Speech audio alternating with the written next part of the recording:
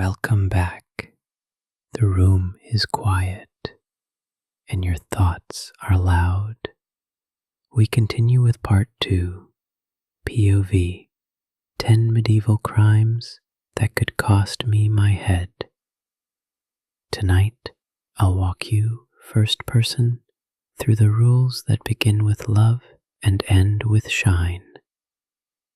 Marrying without permission, healing without a license, songs that turn into charges, sheltering a stranger, pages that worry clerks, late night gatherings, refusing a duel, honest wait for bread, a goat with expensive taste, and wearing joy without titles, so you can drift past danger and into sleep. Let your shoulders sink into the pillow. Let your jaw rest. If you miss these signs, you risk coin, name, and peace. Learn them, and the night will carry you. Stay to the end. There's one simple line that ends most arguments before they start. Shall we begin at the church porch, where love asks for no ledger? Two girls hum a wedding tune under their breath as you pass the green. They stop when an aunt clears her throat and points at the notice board by the church porch. 3 blank lines where bands should live. Names read 3 Sundays, so no one can say, "We didn't know." You are halfway to your door when Fenna catches your sleeve. Her hands shake like spoons in a drawer that doesn't quite fit. "Tomas is ready," she says. "My uncle is not. If we wait for him, we'll wait forever." You look at her shoes, dusty from walking the back lanes, the kind of shoes that choose now over never. There are rules here that aren't written on boards. A lord's leave if you're bound to his land, bans read out loud 3 times. Fines if the order is wrong, sometimes worse if someone needs an example. But there are paths between rules, betrothal on the porch, in daylight, with witnesses, plain words, no boasting, bread and salt instead of coins and rings. You don't promise magic, you offer a map. Not a wedding, you say. A binding of hands the priest can bless without the ledger lifting its head. If anyone asks, you're waiting for banns. If no one asks, you're already half a household. Fenna nods so hard, her hair forgets its pins. Please, you walk the long way where the hedges know more secrets than people do. Tomas waits under the lich gate, thumb worrying a loop of linen as if it might learn to be a ring. He looks at you like you're a door that might open. Not fast, you say, just clear. You borrow rosemary from the churchyard edge. 2 short sprigs, not enough to be noticed. An older neighbor sits on the low wall when you ask her to. Older women turn moments into memories people trust. A friend from the mill stands within earshot and pretends to count the roof tiles. Witnesses do not need to speak, they need to exist in the story. The stone here tastes of chalk and old rain.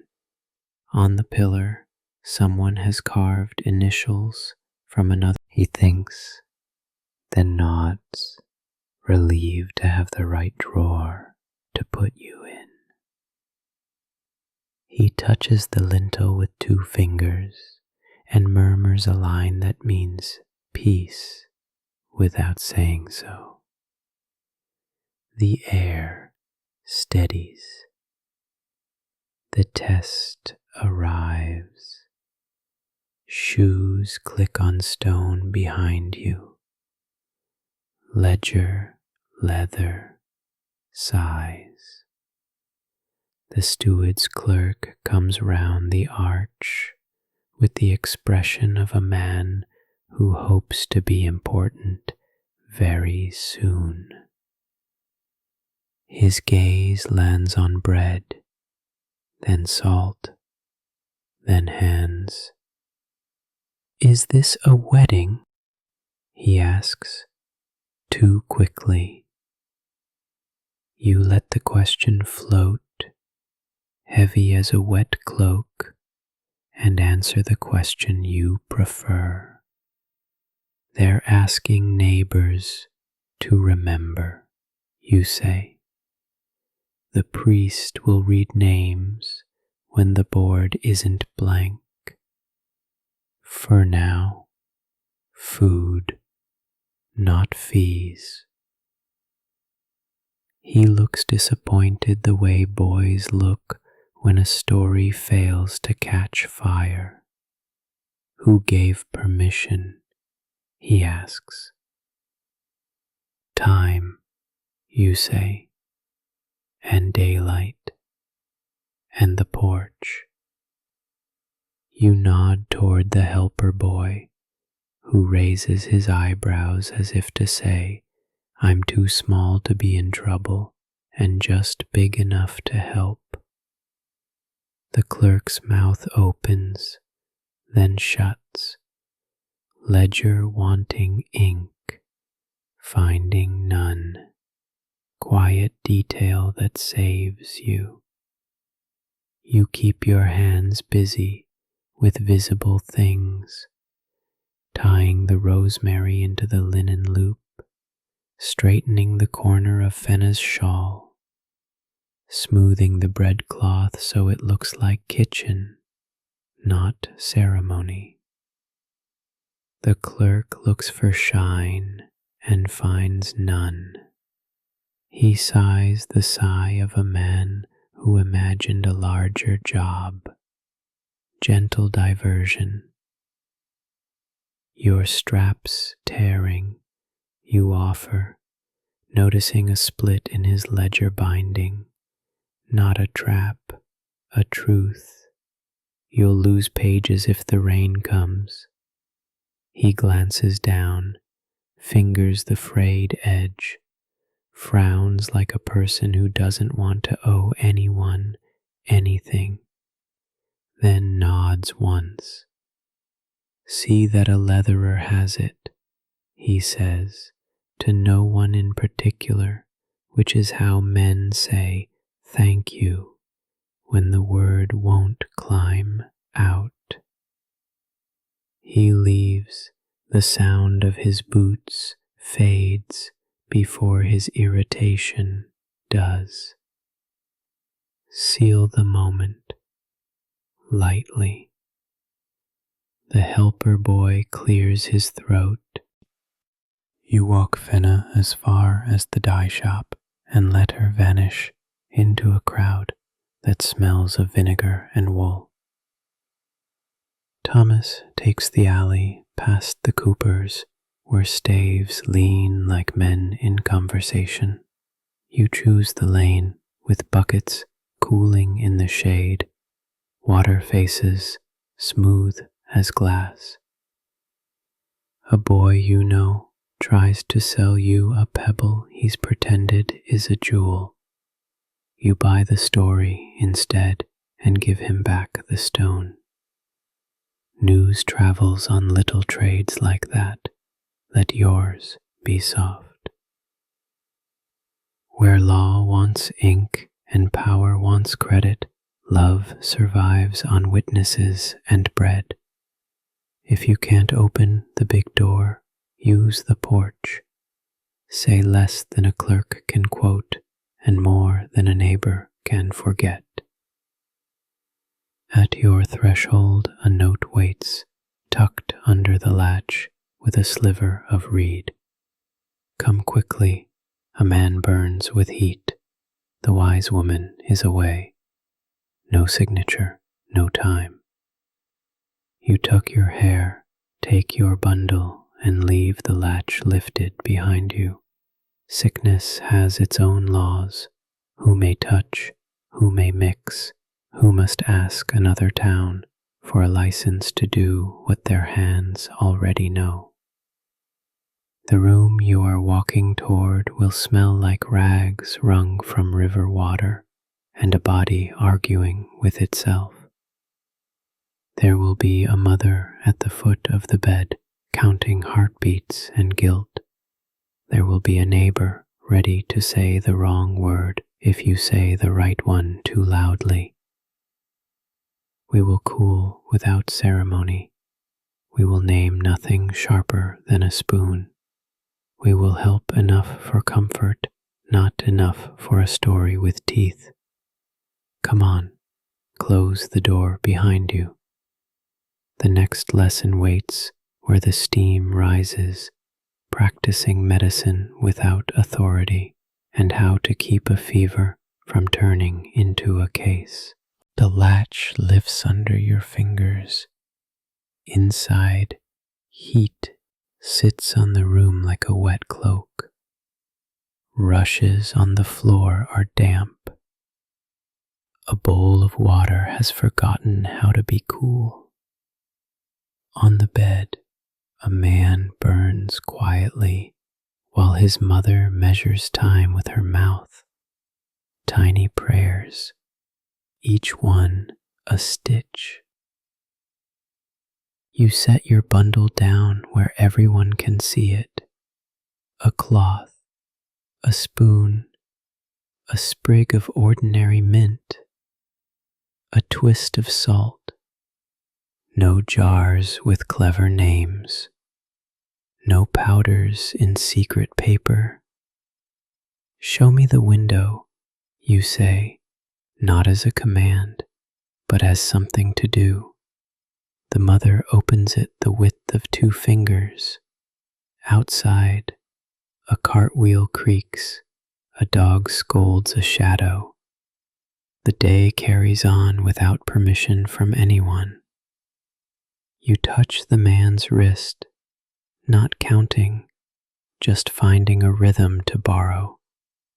His skin is hot, the kind of heat that makes breath think twice.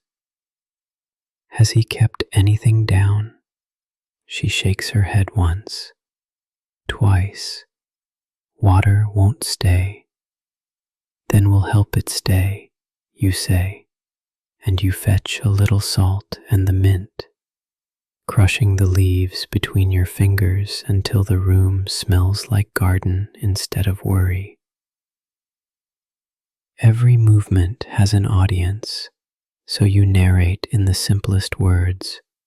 Warm cloth on the neck, cool one on the wrists, a sip with a pinch of salt, and a leaf, so the water decides to live here. You dip the cloth, wring it where they can see your hands. The mother mirrors you, her fingers clumsy at first, then steady. Let her do it. Let everyone remember she held the cloth. Your job is to make the room confident. From the doorway, a neighbor leans in, eyes round as buttons. You greet her before she speaks. Hold that corner of the sheet for me. She steps inside and becomes helpful instead of curious. Helpful people tell kinder stories later. Small sips, you say, and tilt the spoon to the patient's lip. Half of it returns, the other half stays. That is a victory, dressed like nothing. You don't say the word fever, the house already knows. You say, heat needs a gate. The cloth becomes a gate. The window becomes another. A boy arrives with a message from the wise woman 2 fields away, gone to a birth, back by evening. You nod, relief and more work in the same breath. Practical choreography. You ask for a basin set near the bed, a cup near the window, a clean rag on the chair. You move the stool so the path from door to bedside is plain. If anyone needs to step in later, the priest, the wise woman, a clerk, they'll see order instead of invention. Low, protective. A man in the lane clears his throat the way people do when they're about to have opinions. You open the door wider on purpose. Let the air carry the smell of mint and clean cloth into the world. No secrets here. Let the street be a witness. Soft humor. Mint, the neighbor says, surprised at how unmagical it is. Mint, you echo. If it were rare, it would cost more and help less. Pattern you can live with. A spoon, a swallow, a cool cloth folded and refolded until it learns the shape of the wrist. You trade places with the mother often. Let the work live in her hands. Let the learning live in her eyes. When the man mutters nonsense, you answer in nonsense too.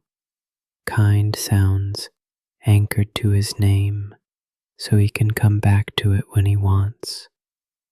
Footsteps, ledger leather sighs in the doorway. The steward's clerk, pleased with himself, pleased with his book, peers in like a cat peering at a bird cage. What is being attempted here, he asks, choosing each word as if it might ask for payment. Keep the floor level. A sick day, you say. Mint and water. Cloths. The wise woman is away.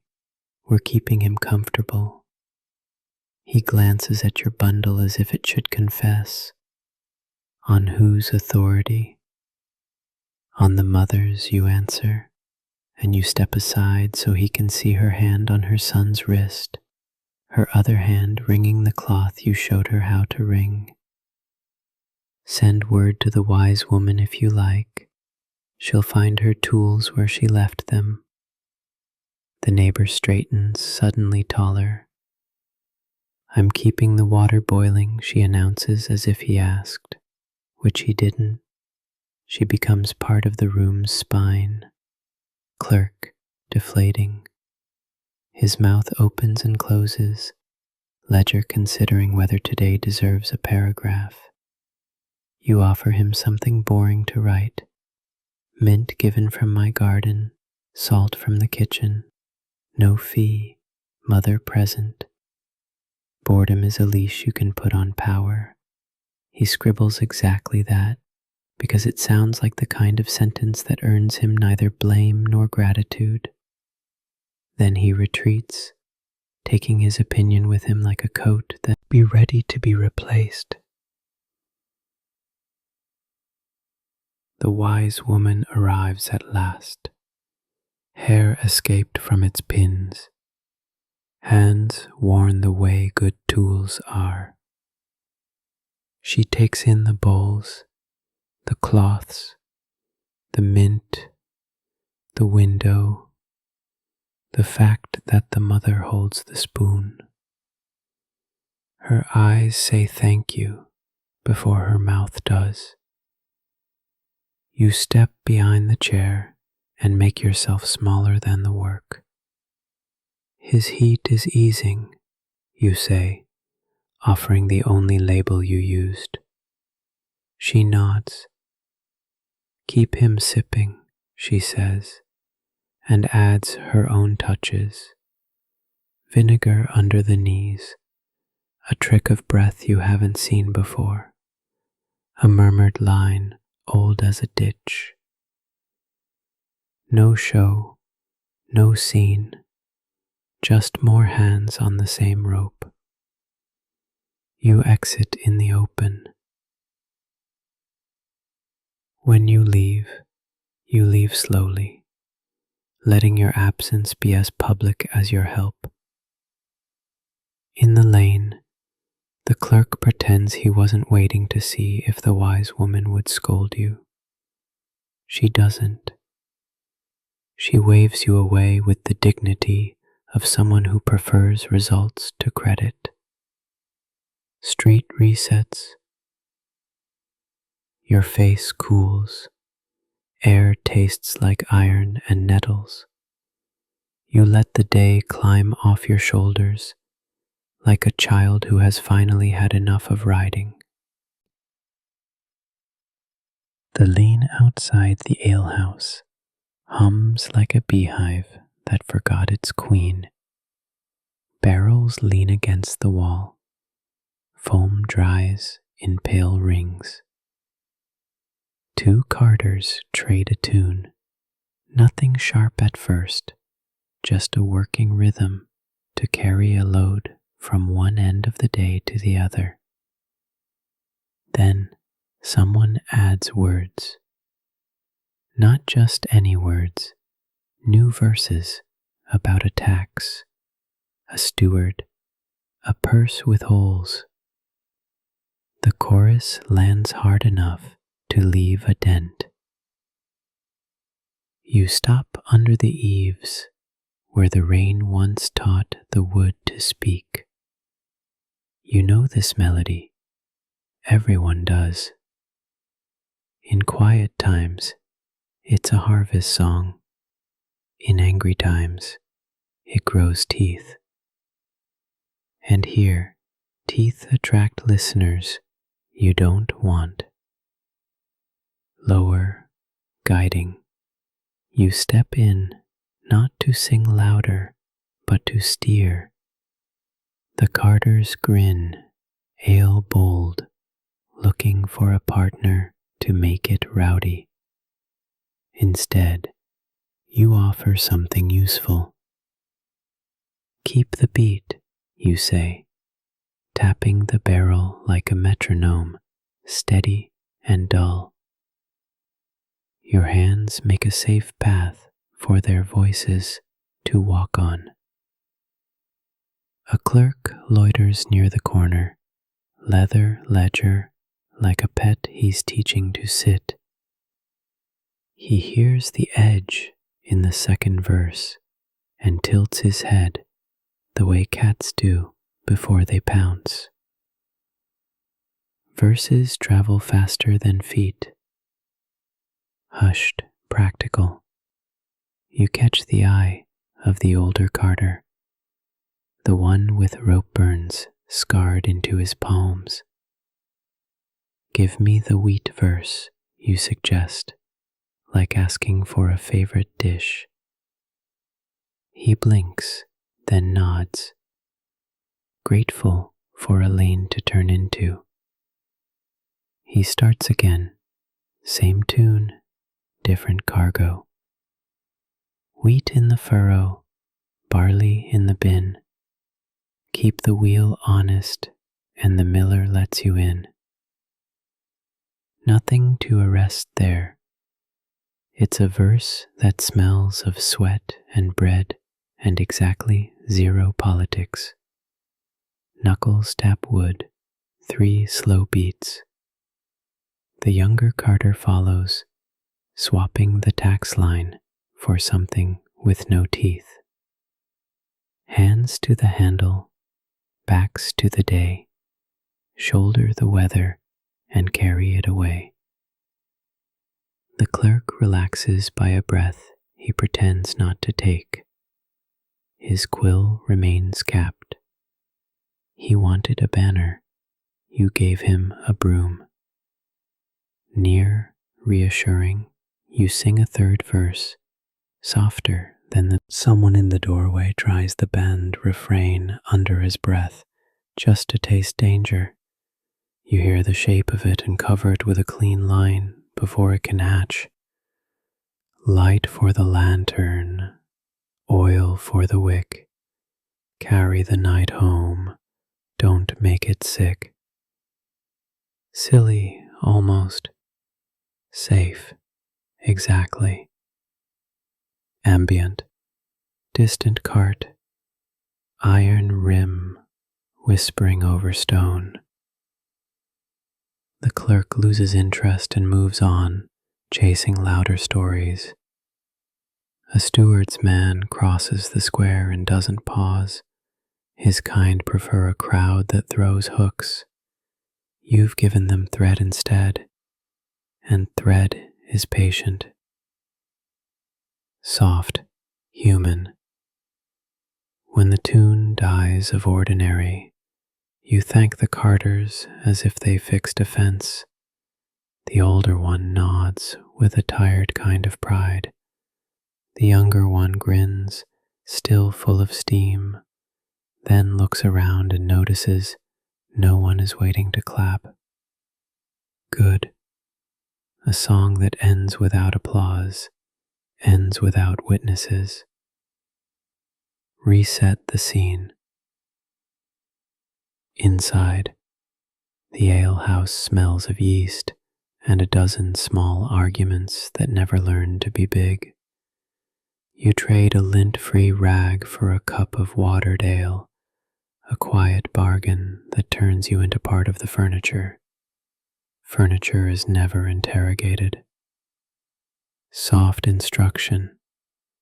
If your mouth must work, let it count, not shout.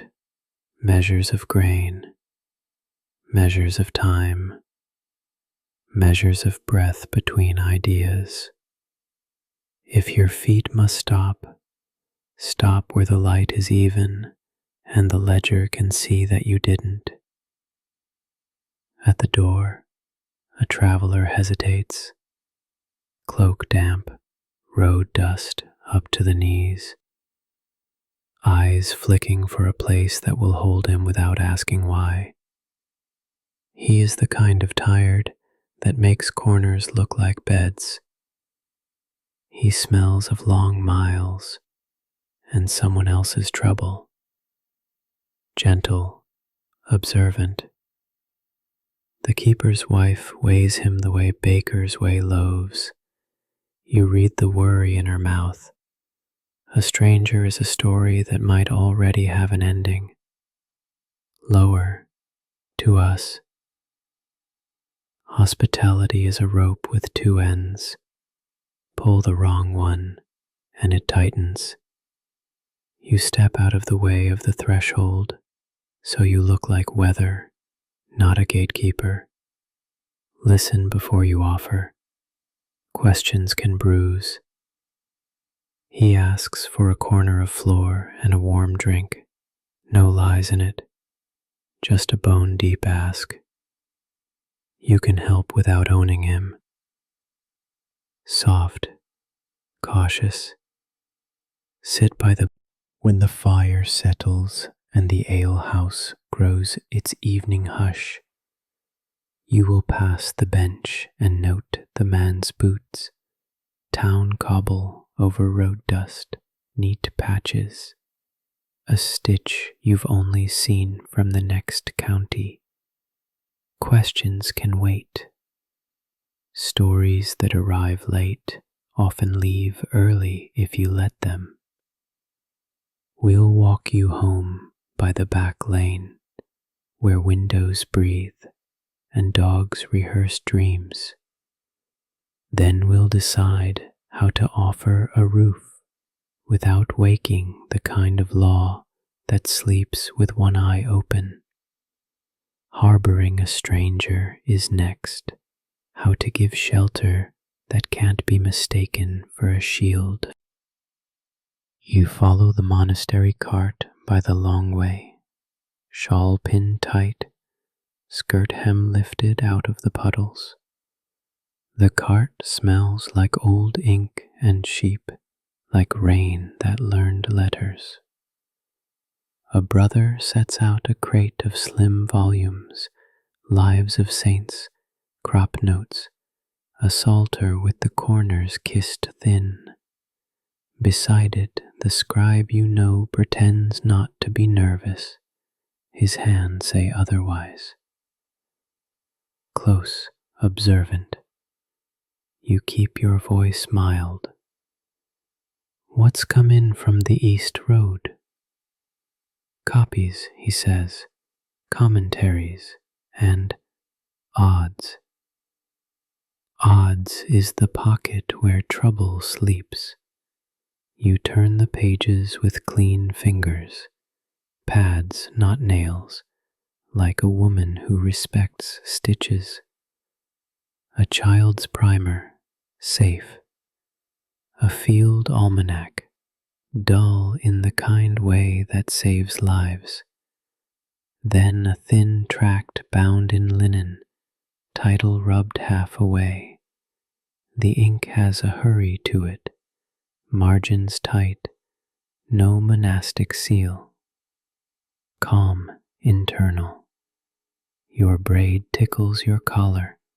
You tuck it back with a pin and let your face stay unreadable. Pages can be harmless until someone decides they aren't. What matters isn't what a book says, it's who wants to hear that it was in your house. Public, ordinary. You choose the almanac first, lay a humble coin on the plank.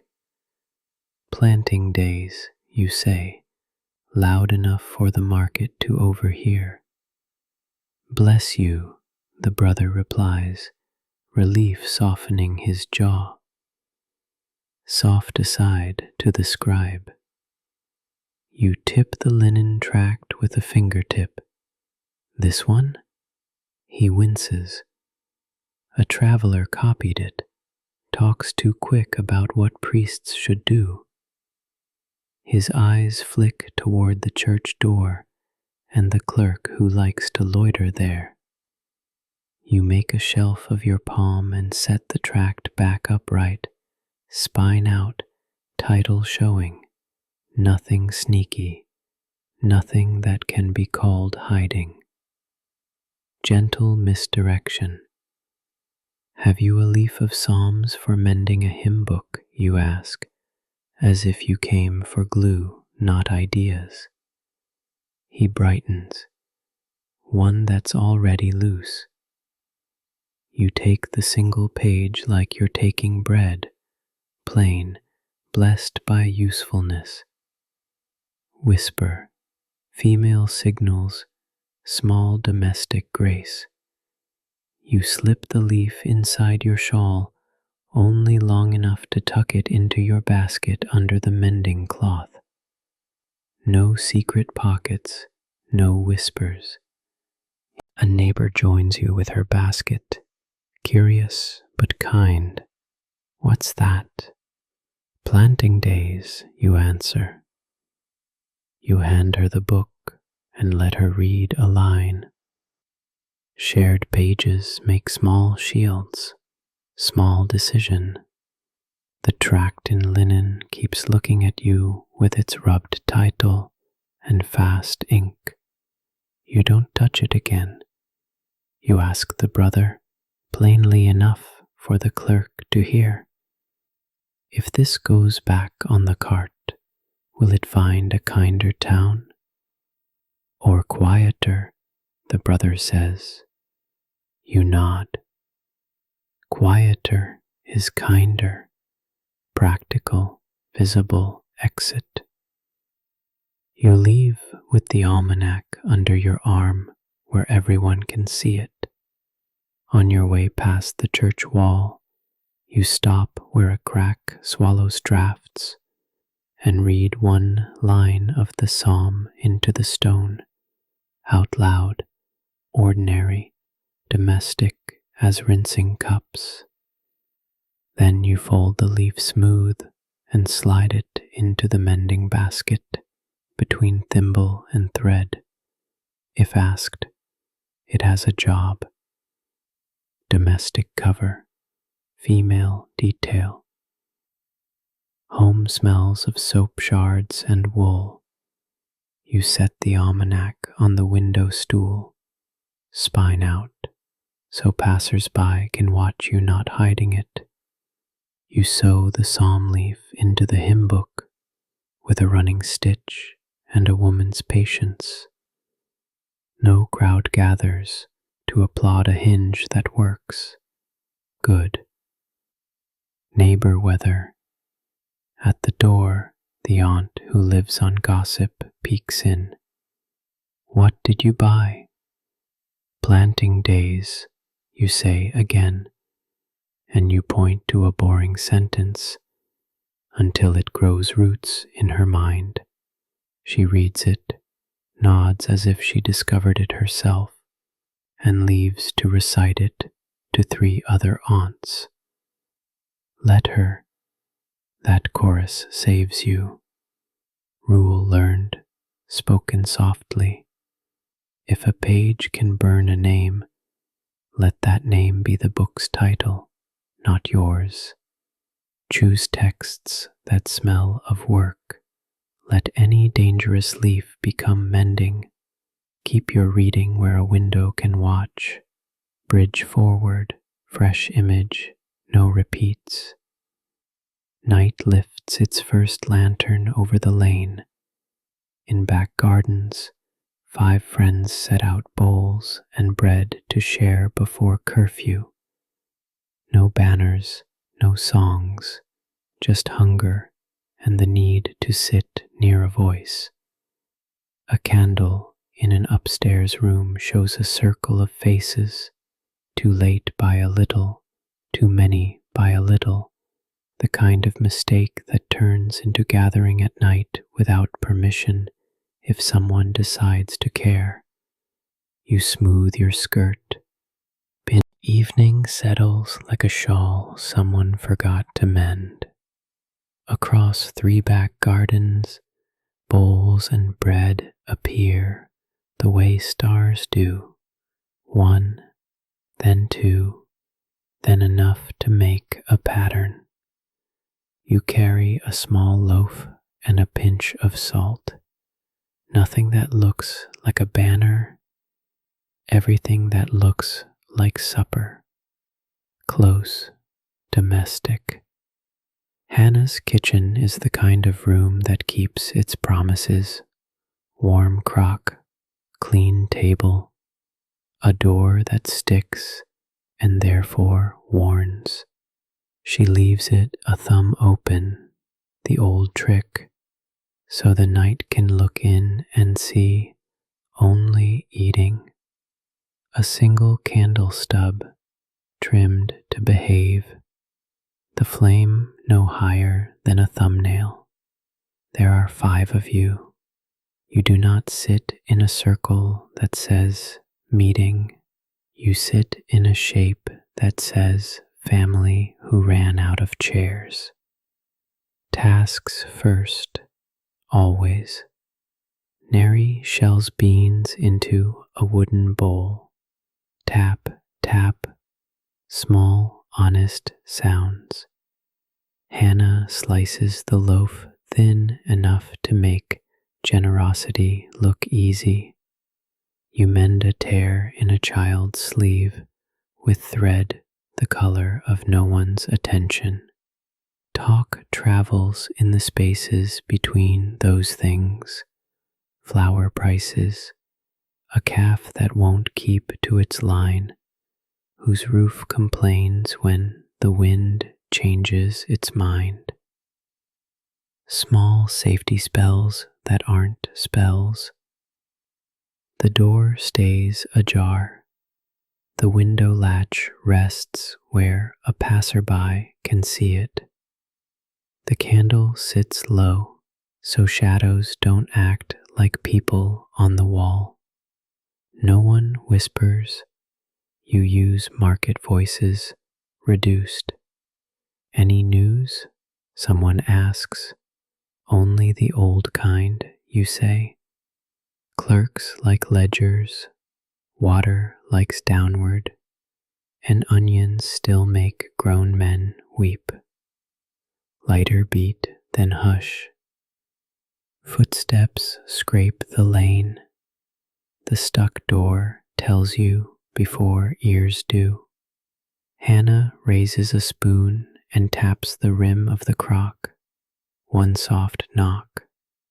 The room shifts from stories to chores without looking guilty. A watchman leans into the gap. He smells of damp wool and duty done in a hurry.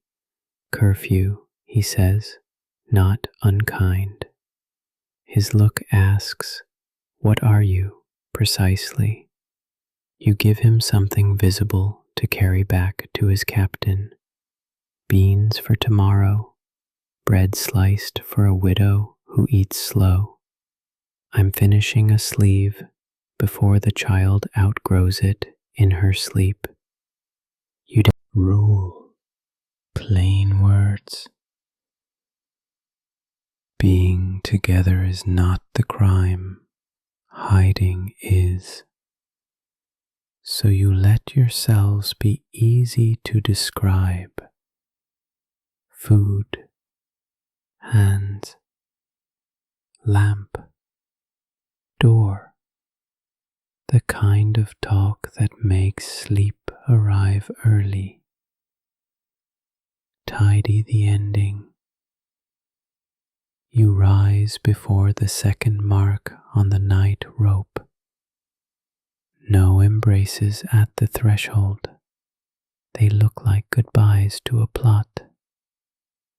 You step into the lane in ones and twos, each carrying something that explains you. Bowl, cloth, mending, crusts. Hannah stands where the door shows her and snuffs the stub with a spoon back, not her fingers. No drama. The kind of closing that remembers tomorrow. Street tone. On the walk home, windows exhale and dogs invent dreams. Behind one shutter, two men argue about whose cart cracked a post. Their wives argue about tone. Above, a current of cloud pretends to be a river and nearly convinces you. Bridge to next trouble. At the corner, a glove lies in the mud. Good leather, pride stitched along the cuff. A mason spits near it and mutters, "He slapped me with that and called me liar in front of men with ears.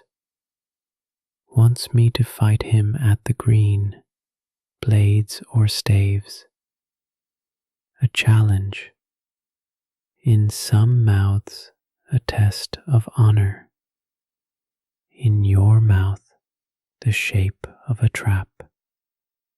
Soft, preparing. You will not cross that green with steel or ashwood. You will cross it with witnesses, weights, and a sentence the steward cannot twist. Refuse to fight, they'll say, and guilt sticks. Refuse correctly, and law has to speak instead of fists.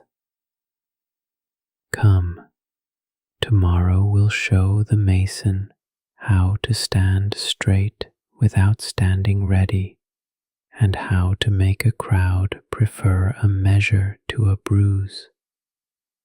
Refusing trial by combat is next. The art of letting silence hold the sword while truth sits on the scale. First light paints the green in gray-blue strokes. Frost still clings to the grass, but anger has gathered earlier than the sun. The mason, broad-shouldered, sleep-starved, paces the edge of the field, glove in hand, like a verdict he never asked to hold. Across the way, the steward's nephew waits, sword-belted, eyes bright with the kind of courage that feeds on witnesses. You cross the dew, striping your shoes, cloak tucked close. No weapon, no shield, only a folded charter, town rules inked in a clerk's cautious hand, and a set of iron weights bound with twine. Stand tall, you tell the mason under your breath, but let the law do the lifting. He nods once, throat bobbing, the glove trembles in his fist. A small crowd rings the green, neighbors drawn by the promise of noise. They expect iron to argue with iron. You intend to make paper and iron weights speak louder. You step forward, spin the twine loose, and set the iron weights in a neat row where all eyes can count them. Their dull shine says measurements, not blood, loud enough for the steward's nephew and the clerk taking notes. You read the first line of the charter. Disputes of craft or trade shall be tried by measure, oath, and witness before the quarter bell, or by the reeve's assay. And no man may compel another to combat when weight or word will serve. The nephew frowns, new to a clause written before his birth. The clerk, quill poised, freezes, searching memory. Ink doesn't like surprises. You lift one weight. This stone is what a penny loaf should weigh. This is how we judge bakers. The mason offered to weigh his truth the same way, square and public. You set another weight. This iron matches a day's hire for a cart axle. Let us set the ledger beside the weights, balance coin against claim, and end the matter before anyone's breakfast cools. Murmurs ripple, approval seasoned with relief. Crowds prefer fairness they can see over glory they must imagine. The nephew's pride searches for a foothold. You refuse the field then, he asks the mason, raising his voice so it won't crack. The mason meets his gaze, but not the sword. I refuse to trade honest stone for useless blood, he answers. One sentence, smooth as planed oak. You kneel, scoop a palm of frosted earth, and press it flat on a wooden board, an impromptu tablet where a shoe print can be taken. The nephew glances at the watching faces, every one of them a future storyteller. Steel no longer feels like victory, it feels like a debt he'd pay alone. Reluctantly, he slips his sword hand free of the belt and presses his heel into the cold clay. You turn the board. The mason mirrors the act. Boot solid, weight certain. 2 prints, one measured, one matched. Release. The crowd exhales, shoulders dropping, voices softening into market talk. The combat that never started is already becoming a lesson. Prince, hold truer than bruises. You sweep the frost back into the grass. The nephew retrieves his glove, now damp, edges curling. He nods once, a stiff concession, and walks away pretending he meant to all along. You hand the board to the clerk. He wraps it in a scrap stamped with seal wax. Safe until court, he says, half promise, half relief. The mason wipes his palms on his tunic. Thank you, he breathes like mortar settling. No, you answer, slipping the weights into your satchel.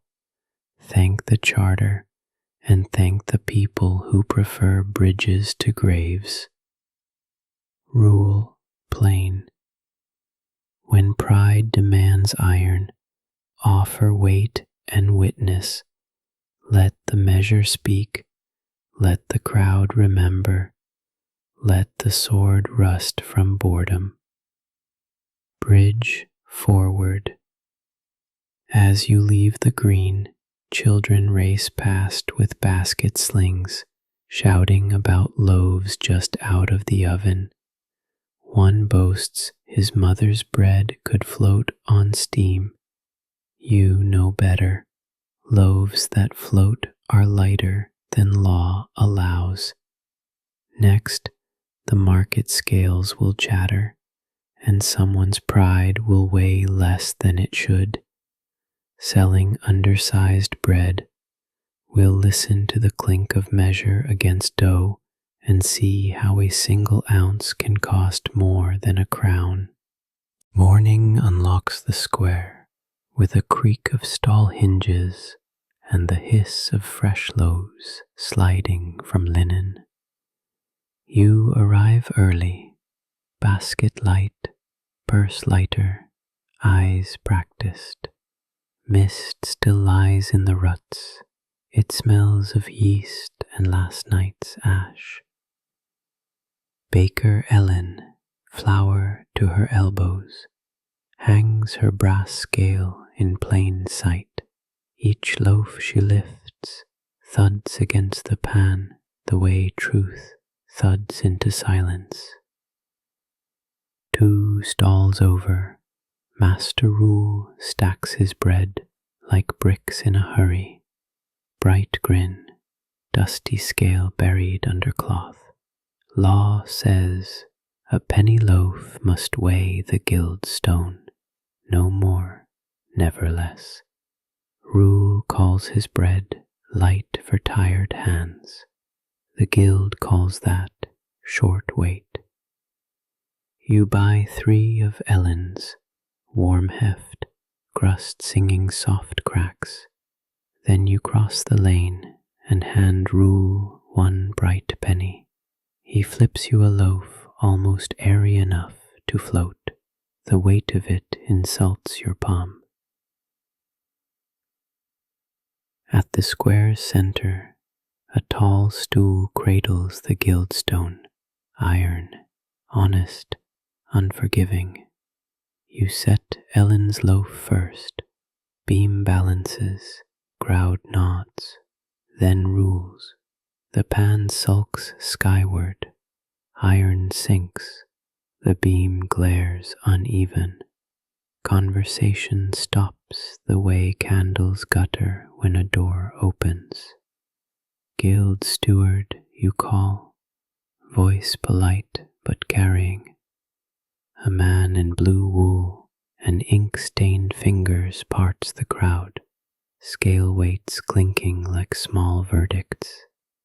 He lifts Rule's loaf, weighs it twice, slices it open. Crumb full of holes, wide as gossip. He scratches a note. First offense today. Fine equals half a crown. Dough to the poor. Rule forces a laugh thinner than his loaf. Scales need mending, he says. Flour was light this batch. The steward taps the guild stone. Iron doesn't lie. He holds up 3 fingers. 3 strikes allowed in one market. 2 remain. The stocks wait beyond. You lean toward rule, quiet enough for only bread to overhear. Borrow Ellen's scale. Even weight sells faster than charm. Ellen hears. Her eyebrows lift. She nods once. Teacher's permission. Rule's pride wrestles his fear. Fear pins it. He rolls his sleeves. Wipes the worst grin off his face. Carries his dusty scale to Ellen's stall for adjustment. The crowd exhale. Guild steward aside. He thanks you without the word thank. Accurate weights make quiet markets, he says. You answer. Quiet markets bake peaceful nights. Homeward cues. The bell for sext rings. Swallows cut the sky into ribbons. You shift your basket. 2 honest loaves. 1 wedge of cheese Ellen slipped in as thanks. Steam curls from crust, warming your wrist. As you leave the square, a goat bleats in alarm. Rope snapped, rose-petaled evidence already on its chin. A gardener shouts about Lady Celia's prized hedge. Your smile tilts, bread fixed, but the day still hungers for trouble. Gentle bridge, you tighten your cloak, palm the coarse rope in your pocket, and follow the bleat. Next lesson looms in fallen petals. Letting an animal damage property, how to patch a hole faster than a noble's anger travels. The day is steady enough to trust. You carry nettles in a sack, a coil of rough rope at your hip, and a crust for the goat who thinks you're made of pockets. At the common post, only frayed fibers greet you. The knot you tied this morning has turned into a shrug. Hoofprints point toward the big houses. Petals drift on the lane like pink confetti for a wedding no one planned. You follow the trail past hedges clipped into proud shapes and a gate that forgot to latch. Scene contained. Inside, the noble garden spreads like a practiced smile. Straight paths, trained roses, a fish pool that believes it is a mirror. Your goat, Clary, has picked the most expensive salad in the county. She chews delicately as if price improves flavor. The head gardener spots you and inflates. Off, he shouts at Clary, and explain at you. De-escalate. You stop 3 paces short, hands open, rope visible. My fault, you say, plain. The tether failed. I've come to fix what I can today. Then to Clary, the voice you keep for fools you love. Leave it. She blinks, mouth full of foreign petals, and obeys, which helps. Practical start. You loop the rope through her collar, shorten it so intention looks obvious. Kneel at the rail. The break is small, A loose mortise, a post pulled shy of its socket. You don't touch yet. You ask, may I patch this now? Under your say-so, a proper post at dawn. The gardener weighs temper against labor and grudges you the permission. Tool shed, left side. Don't make it worse. Work shown, not hidden. You fetch a mallet, a narrow wedge, a length of spare lath.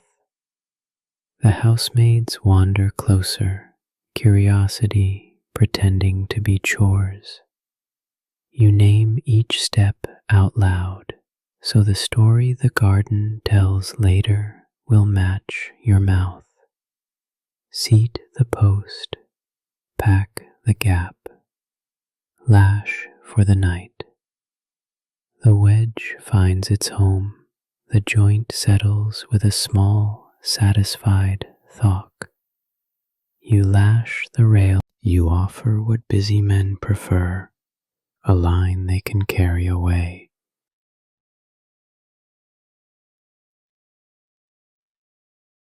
Right, tether replaced, rail wedged, post due at dawn, skein in payment for cut, signed with my mark. He lifts a brow, then his quill. The gardener mutters the date like a blessing against future arguments. You press your thumb to the page, ink takes, black crescent. He sands it, folds it, and tucks it where decisions nap. Keep credit cheap. Thanks for your quick hands, you tell the gardener, as if he helped more than he watched.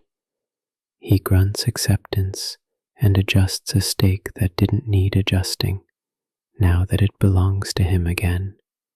Edge cases.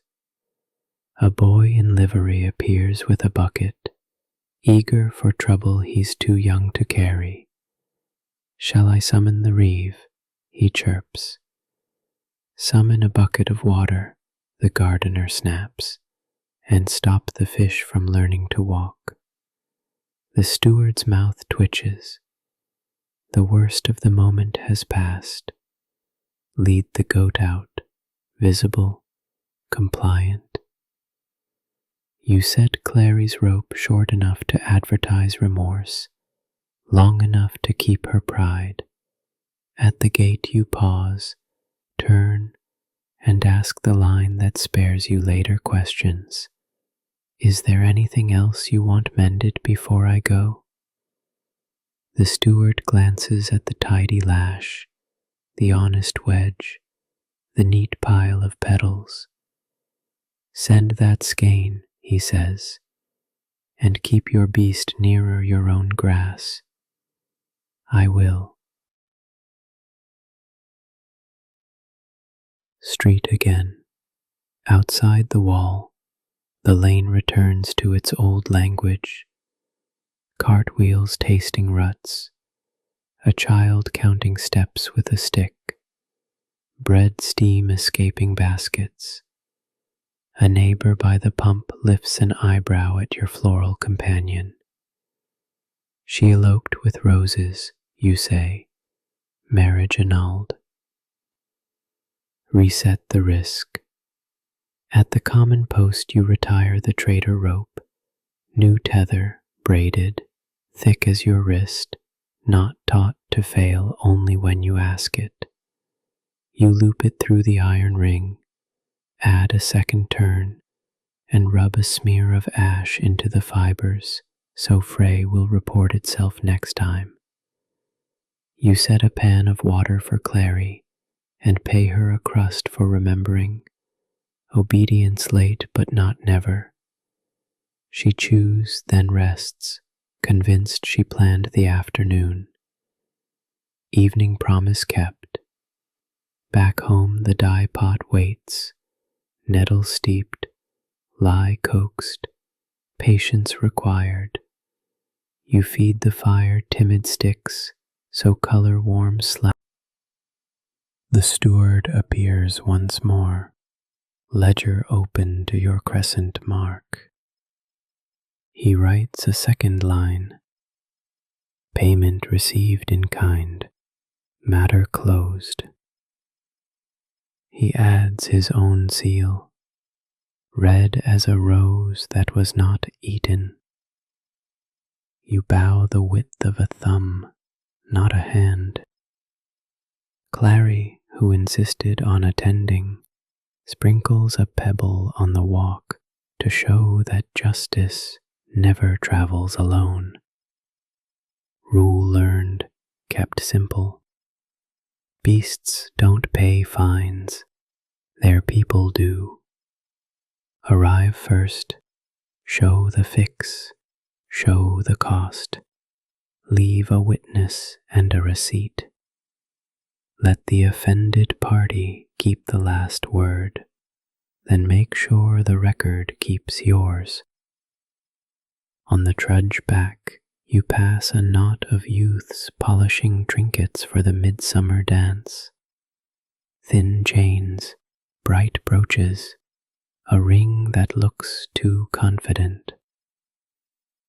The jeweler from the square argues with a constable about who may wear what when titles are hungry. Your fingers touch the bronze pendant at your throat. Plain, honest, yours. Gold has a way of turning heads into ledgers. Tomorrow we'll choose our shine carefully. Wearing gold without title is the last lesson before rest. How to look festive without inviting a clerk to measure your neck. By late afternoon, the village starts to smell like summertime. Crushed mint underfoot, warm cider, dust that learned to glitter. On the green, someone strings rushes along a pole. Girls knot ribbons into each other's braids. Lads polish trinkets on their sleeves until sleeves look richer than the trinkets. You slow when you see the trouble you were warned about.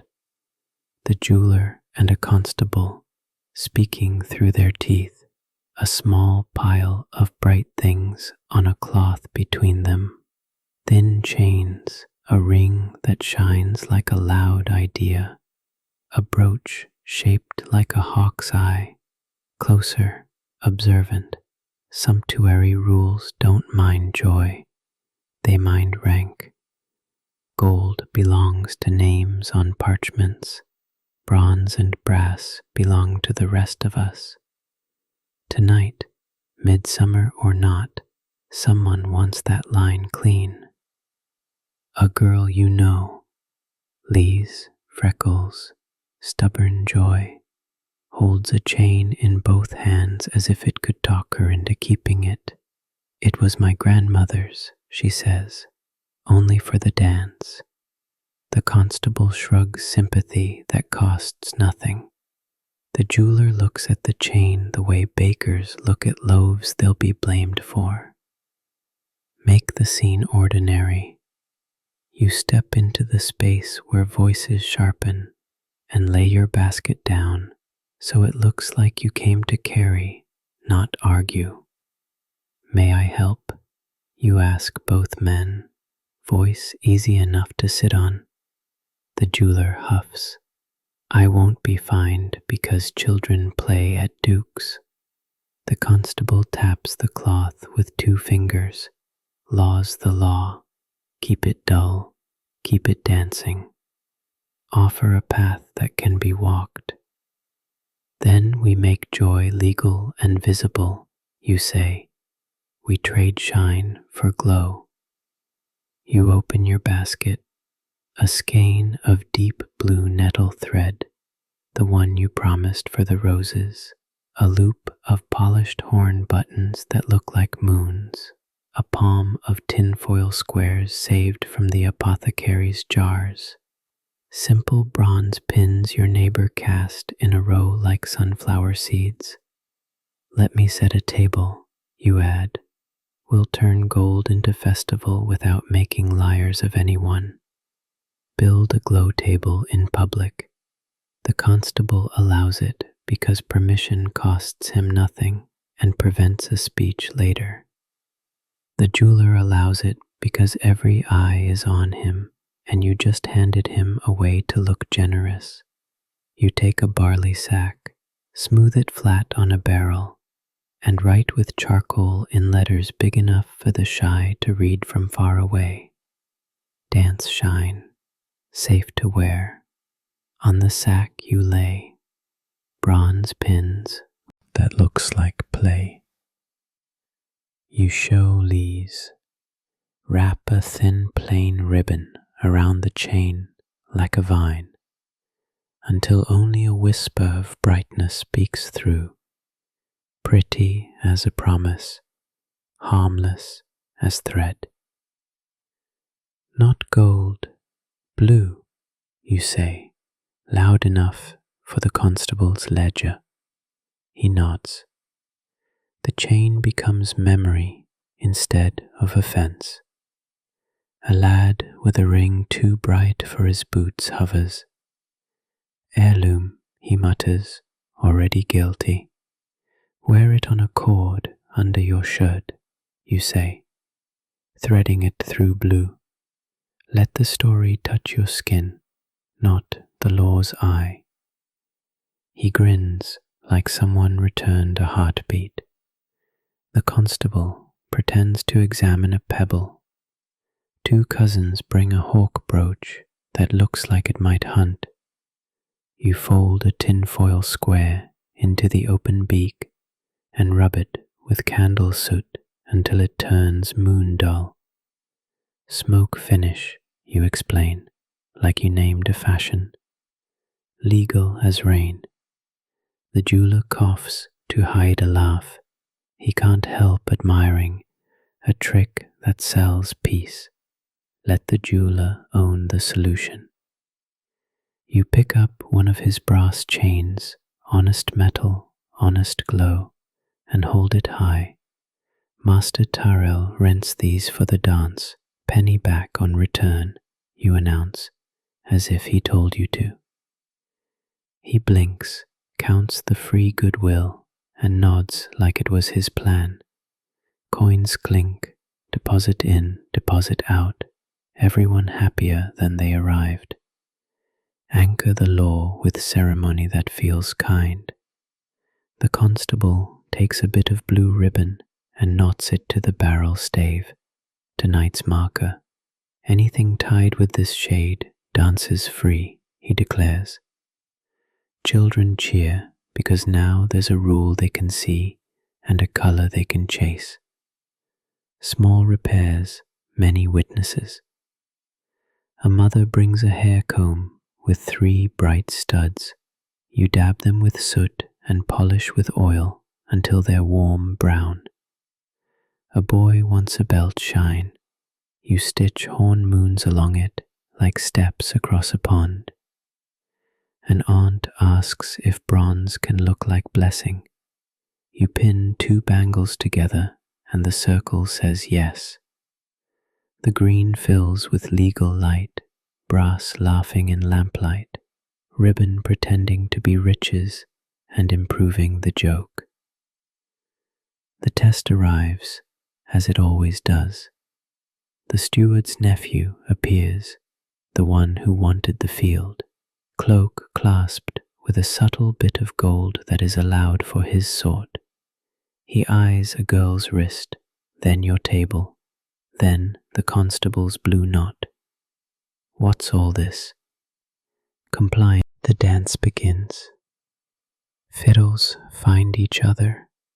Feet learn old paths on new grass.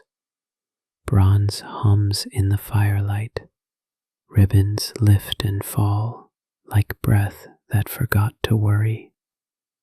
Gold, what little there was, has been turned into stories that won't fine anyone.